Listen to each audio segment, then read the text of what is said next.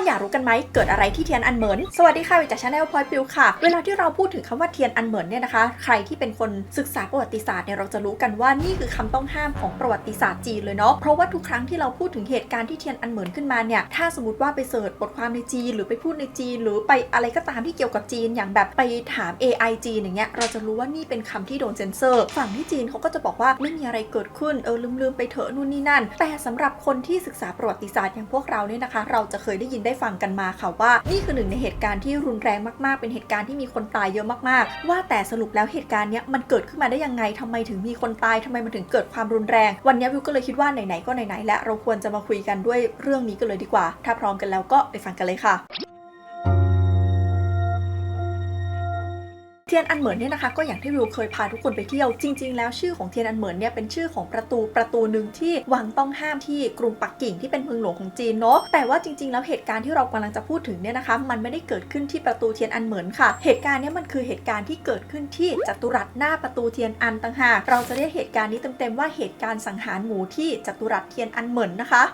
ซึ่งเหตุการณ์นี้เนี่ยนะคะเป็นเหตุการณ์ที่เกิดขึ้นเมื่อปี 1989 ค่ะแต่ถ้าเราอยากเข้าใจเหตุการณ์นี้แบบถึงรากของมันเลยเนี่ยเราต้องเล่าย้อนกลับไปในช่วงทศวรรษที่ 1980 ก่อนช่วงทศวรรษที่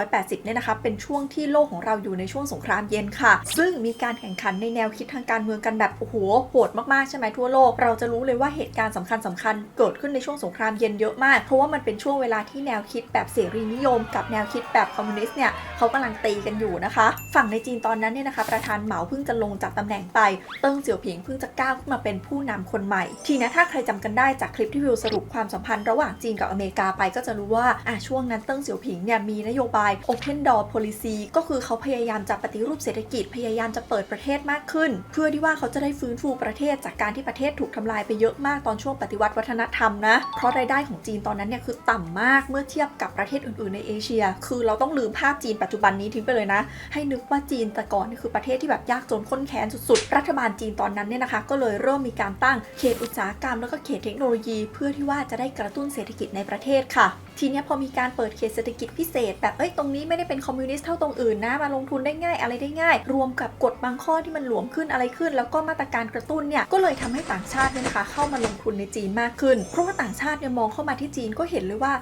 นี่เป็นแหล่งที่มีทรัพยากรธรรมชาติเยอะมากมีทรัพยากรมนุษย์เป็นแรงงานราคาถูกคือเรียกได้ว่าเหมาะมากๆกับการเข้ามาลงทุนนะคะพอชาวต่างชาติมาลงทุนแบบนี้เศรษฐกิจก็เติบโตนะคะฟังดูก็ไม่น่าจะมีปัญหาอะไรใช่ไหมคะเศรษฐกิจเติบโตประชาชนก็ควรจะแฮปปี้ประเด็นคือนั่นคือภาพที่เรามองจากมุมบนลงมาค่ะอย่าลืมว่าเวลาที่เราบอกว่าเศรษฐกิจดีขึ้นเนี่ยมันคือการเอาตัวเลขของทางประเทศเนี่ยมาหารกันแล้วก็แบบหาค่าเฉลี่ยหาอะไรทีนี้เรื่องของเรื่องก็คือที่บอกว่าเศรษฐกิจดีเนี่ยมันดีเฉพาะพวกบริเวณเขตเศรษฐกิจพิเศษค่ะในขณะที่หลายๆที่ในประเทศเนี่ยนะยังเป็นตรงที่ยากจนข้นแค้นตังก็ไม่มีคือยังพังจากการปฏิวัติวัฒนธรรมยังพังจากอะไรอยู่หลายอย่างเลยในขณะที่ในเขตเศรษฐกิจพิเศษเนี่ยคนก็รวยเอาดังนั้นความต่างชั้นระหว่างคนรวยกับคนจนในจีนเนี่ยมันก็ห่างกันออกเรื่อยๆซึ่งพอภาพรวมของเศรษฐกิจทั้งประเทศดีเนี่ยมันก็จะตามมาด้วยการที่ข้าวของเนี่ยแพงขึ้นใช่ไหมคะสำหรับคนรวยเนี่ยของแพงขึ้นเขาก็ไม่เป็นไรเพราะว่ารายได้เขาเพิ่มแต่คนที่ยังจนอยู่ล่ะมันก็เป็นปัญหาขึ้นมาละอยู่ดีๆค่าครองชีพเนี่ยเพิ่มขึ้นพรวดเจอปัญหาค่าครองชีพขึ้นเจอปัญหาเหลื่อมล้ำยังไม่พอยังเจอปัญหาว่าบางคนในพรรคคอมมิวนิสต์ของจีนรวมถึงผู้นำท้องถิ่นบางกลุ่มเนี่ยกอบโกยความร่ำรวยในเข้ากระเป๋าตัวเองปัญหาเหล่านี้ที่มันซุกอยู่ใต้พรมเนี่ยนะคะมันทำให้ประชาชนในประเทศเนี่ยไม่พอใจค่ะแล้วก็สะสมความไม่พอใจเนี่ยมากขึ้นเรื่อยๆแต่ทุกอย่างเนี่ยมันก็ยังถูกซ่อนอยู่ใต้พรมอยู่นะคะมันยังไม่ได้มีอะไรปะทุขึ้นมาจนกระทั่งมันเกิดชนวนเหตุหนึ่งขึ้นมาที่ทำให้ทุกอย่างนี่ปะทุปึ้งขึ้นมาเลยก็คือการตายของสมาชิกพรรคคอมมิวนิสต์คนหนึ่งนะคะมีชื่อว่าหูเย่าปังค่ะถามว่าหูเย่าปังเป็นใครสำคัญขนาดไหนทำไมเป็นชนวนเหตุจนกระทั่งเกิดเหตุการณ์ที่จัตุรัสเทียนอันเหมินได้พอจีนเริ่มเปิดประเทศเนี่ยนะคะด้านเศรษฐกิจมันก็เจริญเติบโตอะไรไป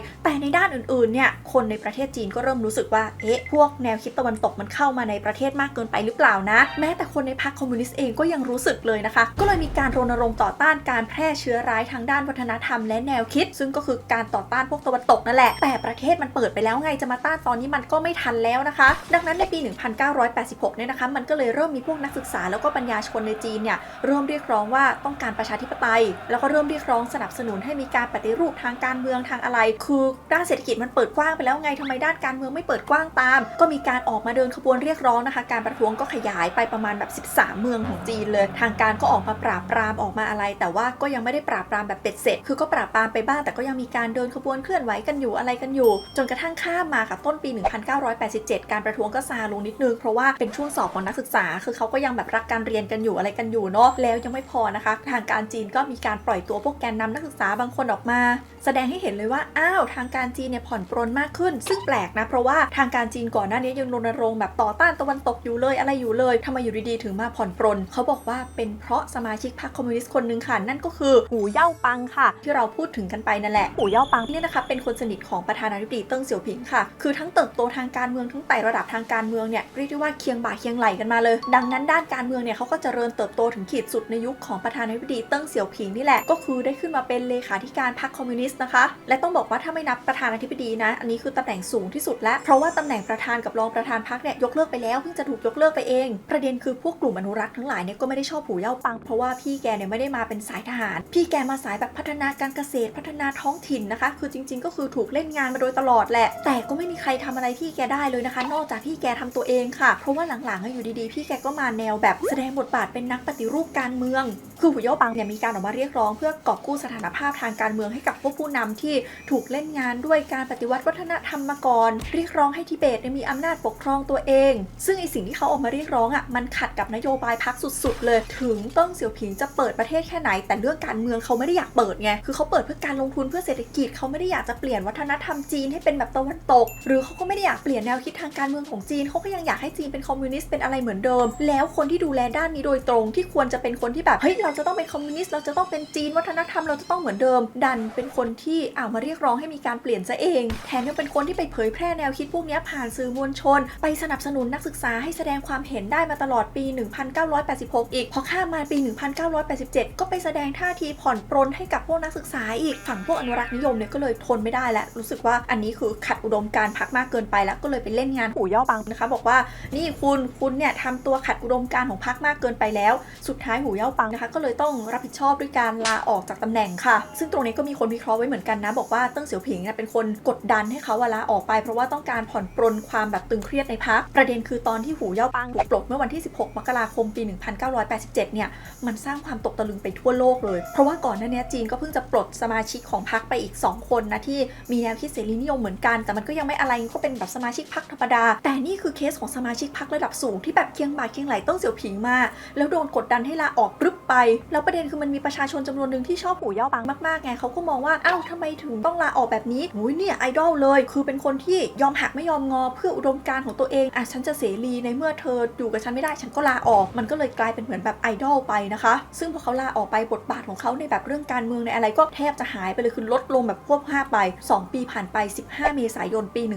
1989หูเย่าปังตายด้วยอาการหัวใจวายแล้วในงานศพเนี่ยพรรคคอมมิวนิสต์ก็มาเข้าร่วมงานศพนะคะมากล่าวคำสรรเสริญเยินยออะไรต่างๆแต่มันมีคนตั้งข้อสันนิษฐานว่าไอ้พวกคำสรรเสริญทั้งหลายที่พูดในงานศพเนี่ยมันเอาไว้กลบสิ่งที่พรรคทำกับหูเย่าปังหรือเปล่าเพราะว่าในงานเนี่ยนะภรรยาหูเย่าปังเนี่ยกล่าวโทษออกมาเลยบอกว่าการตายของสามีของฉันเนี่ยเป็นเพราะว่าพรรคคอมมิวนิสต์ปฏิบัติต่อเขาอย่างโหดร้ายรุนแรงแล้วภรรยาหูเย่าปังก็พูดกับเติ้งเสี่ยวผิงว่าทั้งหมดเนี่ยเป็นเพราะพวกคุณคือถ้าไปดูในหนังสือพิมพ์ที่เขาลงเป็นภาษาอังกฤษนะคะเขาจะบอกประมาณว่า it's all because of you people ซึ่งก็ตีความหมายได้ว่าyou people คือหมายถึงกลุ่มไหนอะไรยังไงกันนะทีนี้เรื่องราวการตายของหูเย่าปังเนี่ยมันดันเป็นแบบว่าเหมือนเขาเป็นไอดอลของคนรุ่นใหม่ของคนที่แบบมีจิตวิญญาณการปฏิรูปอยู่แล้วแล้วพอไปผสมกับสิ่งที่ภรรยาเขาพูดในงานศพอีกมันก็เลยทำให้คนเนี่ยรู้สึกไม่โอเคไม่พอใจแล้วจะทำยังไงไม่พอใจก็ต้องออกมาแสดงพลังอะไรบางอย่างซึ่งสถานที่ที่เหมาะกับการแสดงพลังของชาวจีนมากๆก็คือจัตุรัสเทียนอันเหมินนะคะที่มันเป็นจัตุรัสขนาดใหญ่จุคนได้เยอะมากเขาก็ออกมารวมตัวกันที่จัตุรัสเทียนอันเหมินกันเต็มไปหมดเลยในวันที่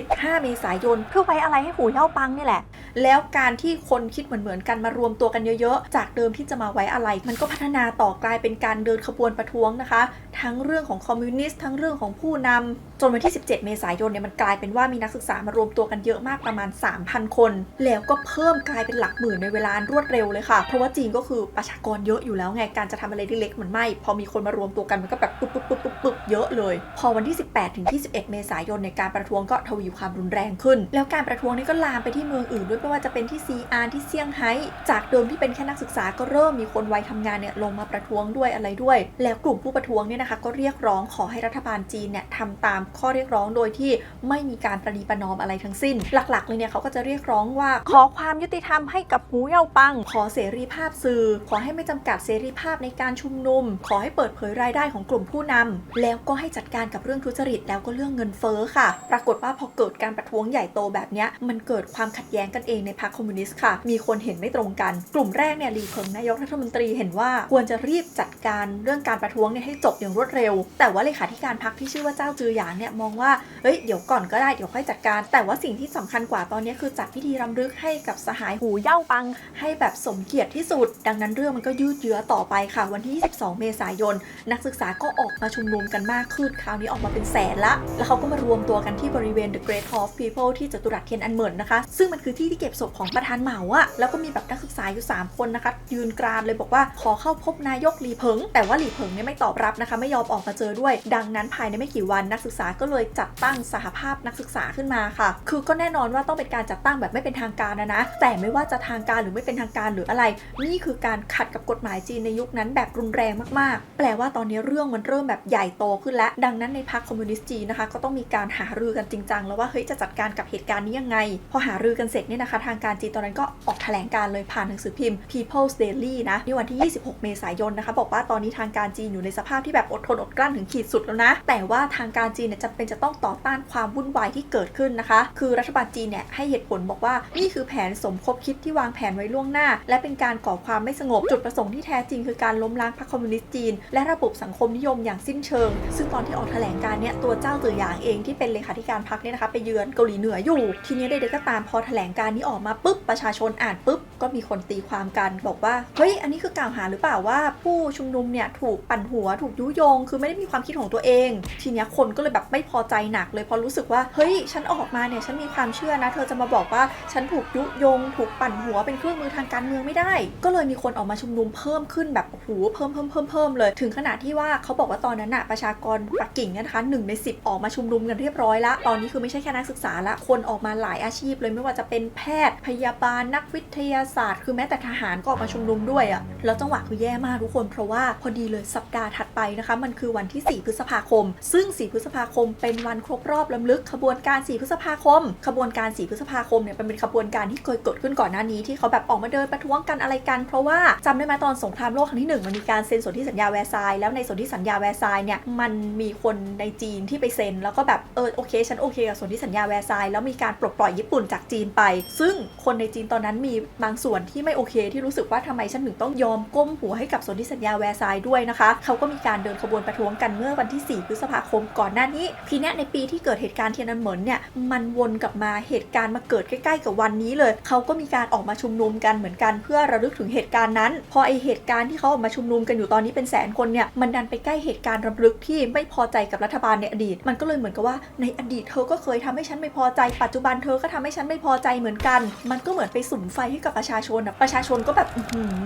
ไฟในตัวลุกโหมขึ้นหนักกว่าเดิมก็คือออกมากันเยอะแยะมากมายตัดภาพมาที่สถานการณ์ภายในพรรคคอมมิวนิสต์ในพรรคคอมมิวนิสต์ก็เสียงแตกกันกระจายเลยค่ะฝ่ายเจ้าจือหยางที่กลับมาแล้วเนี่ยนะก็บอกว่าเฮ้ยตอนนี้เราควรเจรจากับผู้ชุมนุมได้แล้วนะแล้วก็ตอนนี้มันลุกลามไปแล้วเราก็ควรปฏิรูปเศรษฐกิจปฏิรูปการเมืองในขณะที่ฝ่ายหลี่เผิงเนี่ยก็ยืนกรานนะคะบอกว่าไม่ได้สังคมต้องมีเสถียรภาพเท่านั้นเราถึงจะปฏิรูปได้นะซึ่งฝั่งหลี่เผิงเนี่ยเขาก็บอกประมาณว่าก็เนี่ยตอนนี้ทุกคนประท้วงกันอยู่ยังไม่มีเสถียรภาพจะปฏิรูปตอนนี้ได้ยังไงแต่ประเด็นที่ทำให้มันเป็นเรื่องเนี่ยนะคะก็เพราะว่าตอนนั้นเนี่ยจีนกำลังจะจัดงานหนึ่งอยู่ชื่อว่าชิโนโซเวียตซัมมิตโดยที่มีมิคาเอลกอร์บาชอฟคนที่กำลังจะขึ้นเป็นแบบผู้นำสูงสุดของโซเวียตเนี่ยจะมาเยือนจีนด้วยซึ่งงานเนี่ยคืองานใหญ่มากเพราะว่าจีนกับโซเวียตเนี่ยเขาเป็นคอมมิวนิสต์ด้วยกันใช่ไหมจริงๆเขาควรจะรักกันมากแต่ว่าเขาทะเลาะกันมายาว3 ทศวรรษแล้วตั้งแต่สมัยแบบนิคิต้าครูชอฟทะเลาะกับเหมาเจ๋อตงตอนนี้ทั้งจีนทั้งโซเวียตเปลี่ยนผู้นำแล้วทั้งคู่ไงเขาก็เลยเหมือนแบบอยากกลับมาสานสัมพันธ์กันอีกครั้งหนึ่งเราพี่น้องคอมมิวนิสต์เหมือนกันเพราะว่าฝั่งจีนโดนโซเวียตถอนความช่วยเหลือนี่ก็หนักหน่วงอยู่เหมือนกันนะคะและเรื่องนี้ขอแปะไว้อีกแล้วแปะไว้ตั้งแต่คลิปสรุปความสัมพันธ์จีนอเมริกาแล้วนะเดี๋ยวเร็วๆนี้เล่าให้ฟังแน่ๆนะคะใดๆก็ตามเอาว่ามันมีความขัดแย้งนี้เกิดขึ้นแล้วมันทะเลาะกันมายาวนานมากตอนนี้จีนเล็งแล้วว่าเราจะกลับมาดีกันเราจะมาจัดงานซัมมิตกันเราเชิญผู้นำเข้ามาได้ด้วยดังนั้นเราต้องจัดพิ พิธีต้อนรับเขาแบบยิ่งใหญ่มากๆเขาก็เซตไว้เลยว่าเขาจะจัดพิธีต้อนรับแบบจัตุรัสเทียนอันเหมินแต่ปรากฏว่าตอนนี้จัตุรัสเทียนอันเหมินเป็นอะไรเป็นที่ชุมนุมอยู่เจ้าจือหยางที่เสนอว่าควรจะแบบเจรจากับผู้ชุมนุมก็ไปพยายามเจรจาก็ไม่สามารถทำได้สำเร็จดังนั้นตัวเจ้าจือหยางเองก็สูญเสียความนิยมในพรรคไปแถมไองานพิธีที่ตั้งใจจะจัดไว้เนี่ยก็ต้องยกเลิกไปด้วยก็ต้องไปจัดเล็กๆอยู่ในสนามบินแทนนะคะแปลว่าจัดการไม่สำเร็จการประท้วงก็ดำเนินต่อไปเรื่อยๆเริ่มมีคนแบบว่าอดอาหารประท้วงอะไรประท้วงส่วนในฝั่งพรรคคอมมิวนิสต์เองเนี่ยนะเจ้าจือหยางก็ยังแบบยืนยันอยู่ว่าเฮ้ยเราควรเจรจาในขณะที่ฝั่งหลีเผิงนี่ก็บอกว่าไม่ได้เราต้องปราบแล้วก็ตกลงกันไม่ได้เรื่องมันก็เลยไปถึงเติ้งเสี่ยวผิงว่าเติ้งเสี่ยวผิงเจ้ายังไงเรื่องก็ข้ามไปวันที่18พฤษภาคมเจ้าจือหยางเนี่ยเห็นว่ามีผู้ชุมนุมอดอาหารประท้วงนะคะแล้วก็ต้องไปอยู่โรงพยาบาลเขาก็เลยไปเยี่ยมกะว่าจะไปคุยจะไปเจรจาจะไปโน้มน้าวแหละแต่ว่าก็ไม่สำเร็จนะในระหว่างนั้นมันทำให้เขาขาดประชุมสำคัญมากๆของพรรคคอมมิวนิสต์ประชุมหนึ่งดังนั้นเขาก็เลยไม่ได้อยู่ในที่ประชุมไม่ได้เป็นคนแบบเกลี้ยกล่อมว่าเฮ้ยท่านเติ้งเสี่ยวผิงเราเอาแบบนี้กันเถอะนู่นนี่นั่นในที่ประชุมมีแต่เติ้งเสี่ยวผิงกับหลีเผิงเขาก็เลยตกลงกันได้บอกว่าเอาอย่างนี้เราต้องไปเวรุนแรงละเราจะจบความรุนแรงนี้อย่างเร็วที่สุดจะจบการประท้วงนี้เร็วที่สุดเราจะทำให้ทุกอย่างกลับเป็นปกติให้เร็วที่สุดแล้วสิ่งที่ทำลงไปนี่นะเป็นหน้าที่ที่มันจำเป็นมากๆของพรรคคอมมิวนิสต์ที่มันต้องทำพอกฎอัยการสืบประกาศปึ้งฝั่งเจ้าจือหยางเองก็แบบเฮ้ยนี่โอกาสสุดท้ายแล้วนะที่ฉันจะโน้มน้าวฉันไม่อยากให้เกิดแบบความรุนแรงขึ้น19พฤษภาคมเขาก็เลยไปปรากฏตัวที่จัตุรัสเทียนอันเหมินนะคะแล้วเขาก็ขึ้นไปปราศัยนะคะบอกทุกคนบอกว่าพวกคุณยังเด็กอยู่ร่างกายของคุณยังแข็งแรงมากคุณต้องรักษาร่างกายของคุณไว้ให้ดีเพื่อที่ว่าถึงวันหนึ่งจีนบรรลุ4ทันสมัยเนี่ยคุณต้องอยู่ให้ถึงวันนั้นพวกเราเนี่ยไม่เหมือนพวกคุณพวกเราแก่แล้วไม่สำคัญอีกต่อไปแล้วคือพูดง่ายๆเขาต้องการจะบอกว่าพวกคุณอย่ามาอดอาหารแบบนี้อย่ามาแบบออกมาประท้วงแบบนี้เดี๋ยวเขาใช้วิธีรุนแรงแล้วมันไม่คุ้มนะคุณต้องเป็นอนาคตของชาติต่อไปอะไรต่อไปแต่ว่าก็โน้มน้าวไม่สำเร็จนะคะและนั่นคือครั้งสุดท้ายที่มีคนเห็นเขาเนี่ยปรากฏตัวก่อนที่พรรคคอมมิวนิสต์จะสั่งปลดเขาค่ะแต่สิ่งที่เกิดขึ้นคือคำพูดของเขาในวันนั้นน่ะที่บอกว่าพวกเราแก่แล้วพวกเราไม่สำคัญแล้วเนี่ยที่ใช้เรียกรัฐบาลจีนเนี่ยนะคะกลายเป็นวลีเด็ดที่พวกผู้ชุมนุมเนี่ยเอาไปใช้กันค่ะทีนี้เย็นวันเดียวกันเนี่ยนะคะหลี่เผิงก็ปรากฏตัวในทีวีเลยแล้วก็ออกประกาศกฎอัยการศึกค่ะเนื้อหาข้างในก็มีตั้งแต่บอกว่าเนี่ยเราเชื่อนะว่าพวกคุณทั้งหมดรักชาติมีแค่คนส่วนน้อยนั่นแหละที่ออกมาปลุกปั่นการประท้วงแล้วก็การอดอาหารเนี่ยมันทำให้ประชาชนเสียสุขภาพเราขอให้คุณหยุดประท้วงแล้วก็หยุดอดอาหารทันทีแล้วก็พูดถึงเรื่องชิโนโซเวียตซัมมิตว่าพวกคุณทำแบบนี้มันทำให้ประเทศชาติเสียหน้าขนาดไหนรู้ไหมและเนื่องจากสิ่งที่ผู้ชุมนุมทำเนี่ยมันทำให้จีนเสียภาพลักษณ์แล้วก็ทำให้หลายๆอย่างในกรุงปักกิ่งดำเนินไปไม่ได้เราเลยต้องใช้มาตรการขั้นเด็ดขาดในการหยุดการชุมนุมฟื้นฟูความสงบเรียบร้อยแล้วก็รักษาเสถียรภาพเพื่อให้นโยบายการปฏิรูปแล้วก็การเปิดประเทศเนี่ยสำเร็จได้คือเขาก็ยังบอกว่าถ้าสมมติว่าอย่างมันไม่มีเสถียรภาพมันก็เดินต่อไม่ได้นึกออกไหมซึ่งตรงนี้ก็มีคนวิเคราะห์เอาไว้เหมือนกันบอกว่าหลังจากที่มีการประชุมชิโนโซเวียตซัมมิตเนี่ยฝั่งเติ้งเสี่ยวผิงน่าจะแล้วแหละว่าโซเวียตใกล้ล่มมากแล้วนะคะเพราะว่าเหตุการณ์นี้เกิดปี1989ใช่ไหมคะเรารู้จากประวัติศาสตร์ว่าโซเวียตล่มปี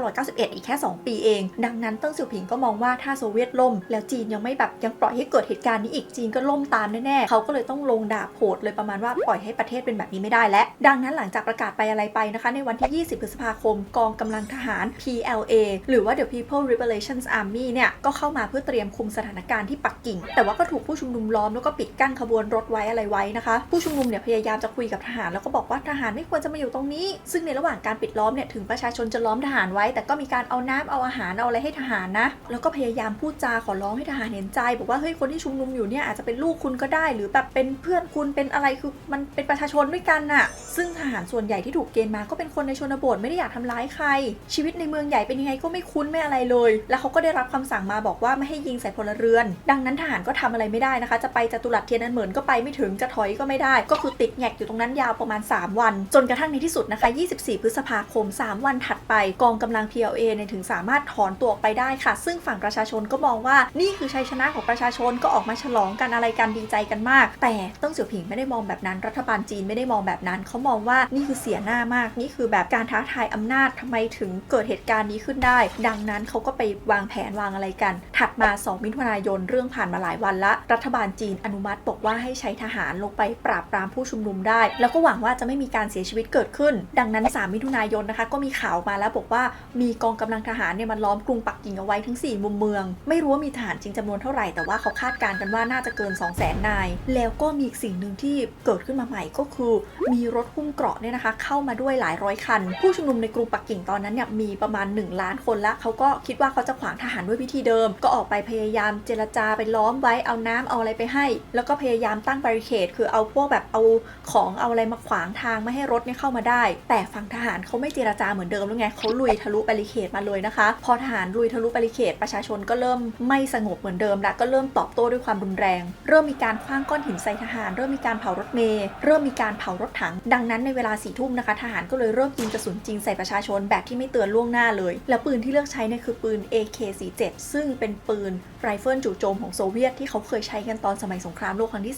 2เป็นปืนที่แบบแม่นยำมากดังนั้นคนก็คือตายกันเยอะมากบาดเจ็บเยอะมากและแล้วในที่สุดนะคะกองกำลังทหารเนี่ยก็สามารถลุยเข้าไปจนถึงจัตุรัสเทียนอันเหมินได้ในเวลาประมาณตี 1ค่ะทีนี้พอลุยเข้าไปถึงตรงนั้นได้ต้องบอกว่ามันมีความขัดแย้งหลายอย่างมากคือทหารก็เข้าไปเจรจากับผู้ชุมนุมบอกว่าให้สลายการชุมนุมเดี๋ยวนี้นะให้ถอนตัวไปเพื่อความปลอดภัยเพราะว่าเขาได้รับคำสั่งมาว่าห้ามยิงผู้ชุมนุมแต่ว่าเมื่อกี้ยิงไปแล้วไงอย่างไรก็ตามนะคะถึงทหารจะได้รับคำสั่งมาบอกว่าห้ามยิงผู้ชุมนุมก่อนแต่ก็ได้รับคำสั่งอีกข้อนึงมาบอกว่าทำยังไงก็ได้ต้องสลายการชุมนุมให้ได้ภายใน6 โมงเช้าสุดท้ายผู้นำนักศึกษาก็เลยเปิดโหวตกันนะคะแล้วเขาก็ตัดสินใจสลายการชุมนุมกันไปตอนตี 4ค่ะเรื่องก็เหมือนจะจบสวยๆแล้วใช่ไหมเพราะว่าก็ตกลงกันไว้ตอน6 โมงนี่ตี 4สลายการชุมนุมแต่มันไม่เป็นแบบนั้นค่ะเพราะว่าเวลาผ่านไปประมาณ40 นาทีเวลาประมาณตี 4:40อยู่ดีๆก็มีกลุ่มคนกลุ่มนึงเนี่ยพยายามบุกเข้ามาในจัตุรัสเทียนอันเหมินนะคะซึ่งก็มีคนสันนิษฐานว่าอาจจะเป็นผู้ปกครองของนักศึกษาทั้งหลายที่มาชุมนุมที่แบบพยายามจะฝ่าวงล้อมของทหารเนี่ยเข้าไปข้างในเพื่อไปดูว่าลูกฉันยังมีชีวิตอยู่หรือเปล่าแต่จนถึงปัจจุบันเราก็ไม่รู้ไงว่าใช่ผู้ปกครองจริงหรือเปล่าหรือว่าเป็นคนกลุ่มอื่นที่พยายามจะมาชุมนุมใหม่หรืออะไรยังไงใดๆก็ตามฝั่งทหารเขาไม่รับรู้เขารับรู้แค่ว่าตกลงกันไว้แล้วว่าจะสลายการชุมนุมนี่คือใครปลุกเข้ามาอีกเขาก็เลยยิงนะคะสุดท้ายมันก็เลยมีคนบาดเจ็บแล้วก็มีคนเสียชีวิตเพิ่มอีกซึ่งประชาชนตอนนั้นก็คือตกใจแล้วก็ไม่คิดว่าทหารจะยิงจริงทีนี้ประเด็นก็คือตอนนั้นมันสับสนวุ่นวายมากข้อมูลแต่ละชุดของแต่ละคนก็ไม่เหมือนกันบางคนก็บอกว่า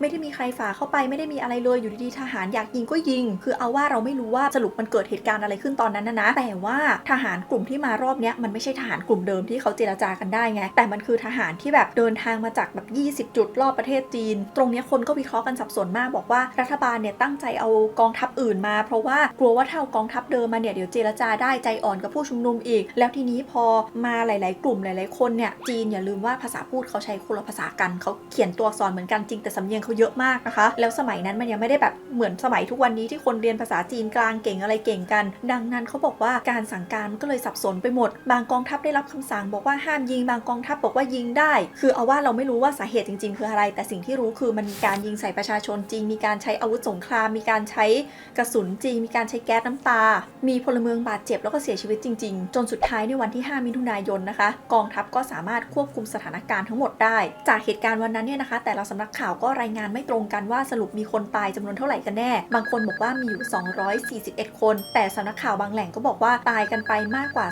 2,600 คนอย่างไรก็ตามค่ะสำนักข่าวที่รายงานไปว่าตาย 2,600 กว่าคนเนี่ยก็ถูกกดดันให้ถอนการรายงานนั้นออกในขณะที่สื่อต่างชาติบางหัวเนี่ยก็รายงานเลยบอกว่ามีคนตายไปมากกว่า 10,000 คนค่ะเพราะว่าเหตุการณ์มันไม่ได้เกิดแค่ที่จัตุรัสเทียนอันเหมินไงในเหตุการณ์ที่เขาชุมนุมใหญ่หลักๆอยู่ที่เทียนอันเหมินเนี่ยมันก็มีที่เมืองอื่นเขาก็ชุมนุมพร้อมกันแล้วก็ปราบพร้อมกันด้วยนะคะซึ่งเราก็ไม่รู้ว่าอะไรจริงไม่จริงคือสำนักข่าวต่างชาติเป็นชาวต่างชาติอยู่ตรงนั้นไม่รู้เรื่องฟังไม่ออกหรือว่าแบบรายงานเวอร์หรือเปล่าหรือว่าสำนักข่าวต่างชาติรายงานจริงในขณะที่ในจีนเซ็นเซอร์ข่าวเราก็ไม่รู้แต่ทีนี้จุดที่น่าสนใจคือแล้วมันส่งผลกระทบอะไรบ้างแน่นอนนะคะว่าพอข่าวออกไปปุ๊บนานาชาติก็คือรับสิ่งนี้ไม่ได้เลยเพราะมองว่านี่คือการแบบจำกัดสิทธิเสรีภาพนี่คือการสังหารหมู่ก็มีการคว่ำบาตรจากชาติตะวันตกมีการระงับการขายอาวุธในขณะที่ฝั่งรัฐบาลจีนเองเนี่ยนะคะก็จับพวกคนที่ชุมนุมประท้วงจับพวกแกนนำจับพวกผู้สนับสนุนทั่วประเทศมีการลดระดับเจ้าหน้าที่ไล่เจ้าหน้าที่ออกคือเจ้าหน้าที่คนไหนที่ดูแบบฝักใฝ่การประท้วงก็คือลดระดับไล่ออกไปแล้วก็มีการควบคุมสื่อแบบเข้มงวดมากๆแล้วเขาก็บอกว่าเหตุการณ์ที่จัตุรัสเทียนอันเหมินเนี่ยเป็นเหตุการณ์ที่ทำให้จีนเนี่ยเริ่มควบคุมสื่อในประเทศตัวเองแบบโหดมากๆมาจนถึงปัจจุบันค่ะซึ่งต้องบอกว่ารัฐบาลจีนเนี่ยก็ทำได้สำเร็จพอสมควรเลยนะเพราะว่าไม่งั้นคงไม่เกิดคลิปวิดีโอนี้ขึ้นที่บอกว่าหลายๆคนเนี่ยรู้ว่ามันมีเหตุการณ์อะไรสักอย่างเกิดขึ้นที่เทียนอันเหมินแต่ว่าไม่รู้ว่ามันเกิดอะไรกันแน่ยกเป็นกลุ่มหนึ่งที่บอกเลยว่ารัฐบาลทำไม่สำเร็จคือพวกแม่ๆของนักศึกษาที่ไปชุมนุมที่จัตุรัสเทียนอันเหมินนะคะพวกเขารวมตัวกันแล้วก็เรียกกลุ่มตัวเองบอกว่ามารดาเทียนอันเหมินเพื่อที่ว่าเขาจะไปเรียกร้องรัฐบาลบอกว่าให้เปิดเผยความจริงนะว่าสรุป รุปวันนั้นมันเกิดอะไรขึ้นให้ออกมาชดใช้ให้ออกมารับผิดชอบกับสิ่งที่ตัวเองทำไปแต่ถ้าสมมติว่าเราไปถามคนจีนถึงเหตุการณ์เนี้ยว่าเกิดอะไรที่เทียนอันเหมินก็ต้องบอกว่าคนรุ่นใหม่นี่จะแทบไม่รู้เลยนะคะเพราะว่ามันเหมือนมันไม่มีอยู่จริงอะในหนังสือเรียนก็ไม่มีในประวัติศาสตร์ไม่มีในสื่อในประเทศแม้แต่การเสิร์ชในอินเทอร์เน็ตเนี่ยมันก็แทบจะไม่มีข้อมูลคือถ้าเราไปเล่นอินเทอร์เน็ตในจีนแบบที่ใช้ของจีนจริงๆเนี่ยเราจะเห็นว่ามีหลายคำมากที่เขาเซ็นเซอร์อย่างคำว่าประชาธิปไตยคำว่าเทียนอันเหมินคำว่าไม่ลืมขนาดอีโมจิรูปเทียนนะบางทียังโดนเลยส่วนตัวเลขสำคัญอย่าง8964ที่หมายถึงวันที่4มิถุนายนปี1989เงี้ยก็โดนแบนประชาชนที่พยายามอยากจะจำเหตุการณ์นี้ก็เลี่ยงไปใช้ตัวเลขเป็น63+1 65-1 6+4 535แทนอย่างเงี้ยเพราะว่า535หมายถึงเดือน5เดือนพฤษภาคมแล้วก็วันที่35หมายถึงวันที่31บวกกับ5ซึ่งจริงๆมันคือ31+5ก็คือวันที่4มิถุนายนนะคะพอประชาชนเลี่ยงไปใช้แบบนี้ก็ถูกแบนอีกว่ากันว่ามีคีย์เวิร์ดที่ทางการจีนเนี่ยแบนมากกว่า100คำที่เกี่ยวข้องกับเหตุการณ์เทียนอันเหมินสแควร์นะคะรวมถึงข้อมูลเกี่ยวกับสถานที่ที่เกี่ยวข้องด้วยไม่ว่าจะเป็นตัวประตูเทียนอันเหมินจตุรัสเทียนอันเหมินถนนฉางอานมู่ซีตี้สะพานจินซุยเสาแห่งความอัปยศอย่างเงี้ยเสาแห่งความอัปยศนี่หลายคนไม่รู้นะคะว่ามีอยู่ที่ฮ่องกงนะพวกข้อมูลเกี่ยวกับสถานที่เหล่านี้ก็คือมีการเผยแพร่ไปแบบจำกัดมากแล้วทีเนี้ยถ้าสมมติว่ามีสื่อหรือมีใครไปถามรัฐบาลจีนว่าสรุปแล้วเหตุการณ์ตอนนั้นมันเกิดอะไรยังไงขึ้นทำไมต้องใช้ความรุนแรงในการปราบปรามผู้ชุมนุมขนาดนี้คำตอบก็จะได้แบบแตกต่างกันออกไปอย่างล่าสุดมีหนังสือออกมาเล่มหนึ่งชื่อว่า The Last Secret เขียนโดยเปาผูที่เป็นลูกชายของอดีตผู้ช่วยนายกรัฐมนตรีจีนนะคะเขาก็บอกว่าเขามีเอกสารลับของพรรคคอมมิวนิสต์ที่เพิ่งถูกเปิดเผยนะในเอกสารบอกว่าสมัยนั้นผู้นำจีนเชื่อว่าทั้งหมดเนี้ยอเมริกาอยู่เบื้องหลังไปจนกระทั่งถึงมีทฤษฎีสมคบคิดบอกว่าชนชั้นกลางบางส่วนเนี่ยไปร่วมมือกับกองกำลังต่างชาติเพื่อที่ว่าจะพยายามเปลี่ยนแปลงการปกครองของจีนอะไรก็พูดง่ายๆสมัยนั้นเนี่ยระดับปกครองเนี่ยเชื่อกันว่าต่างชาติเป็นคนปลุกปั่นให้เกิดเหตุการณ์นี้ขึ้นค่ะส่วนถ้าพูดถึงการรายงานข่าวเนี่ยนะถ้าไปถามสื่อต่างชาติจะเรียกชื่อเหตุการณ์นี้เป็นการสังหารหมู่ที่เทียนอันเหมินสแควร์แต่ถ้าไปถามรัฐบาลจีนจะบอกว่านี่ไม่ใช่การสังหารหมู่เขายังยืนยันว่าที่เขาทำไปตอนนั้นเขามองว่าเขาทำถูกเขาจะพูดถึงเหตุการณ์นั้นว่าเหตุการณ์นั้นเป็นเหตุการณ์ความวุ่นวายทางการเมืองรัฐบาลกลางใช้มาตรการหยุดความวุ่นวายซึ่งเป็นมาตรการที่ถูกต้องแล้วอันนี้คืออดีตรัฐมนตรีกลาโหมของจีนให้สัมภาษณ์นะคะเขาก็จะพูดถึงแบบนี้เห็นไหมว่ามุมมองจนถึงปัจจุบันมันก็ยังแตกต่างกันอยู่และนี่แหละค่ะก็คือเรื่องราวที่เกิดขึ้นที่จัตุรัสเทียนอันเหมินที่วิวเก็บมาเล่าให้ทุกคนฟังนะคะถ้าใครชื่นชอบคลิปนี้อย่าลืมกดไลค์กำลังใจให้วิวแล้วก็กดแชร์เพื่อชวนเพื่อนๆมาดูด้วยกันค่ะแล้วพบกันใหม่โอกาสหน้านะคะทุกคนสวัสดีค่ะต้องบอกว่าคำว่าจัตุรัสเทียนอันเหมินเนี่ยนะคะเป็นหนึ่งในคำที่เสิร์ชในจีนแล้วเจอข้อมูลน้อยมากแบบน้อยมากจริงๆแล้วก็เป็นเหตุการณ์ที่แบบเราก็จะรู้กันนะว่ามันเกิดเหตุการณ์นี้ขึ้นแต่ไม่ค่อยรู้รายละเอียดก็เพราะว่าการแบนสื่อของจีนที่โหดจริงๆนี่แหละก็เอาว่าคลิปนี้ก็น่าจะทำให้หลายๆคนที่เคยรู้ว่ามันมีอะไรสักอย่างเกิดขึ้นที่เทียนอันเหมินเนี่ยเข้าใจเหตุการณ์ได้มากขึ้นนะคะวันนี้ก็ลาไปก่อนแล้วกันค่ะทุกคน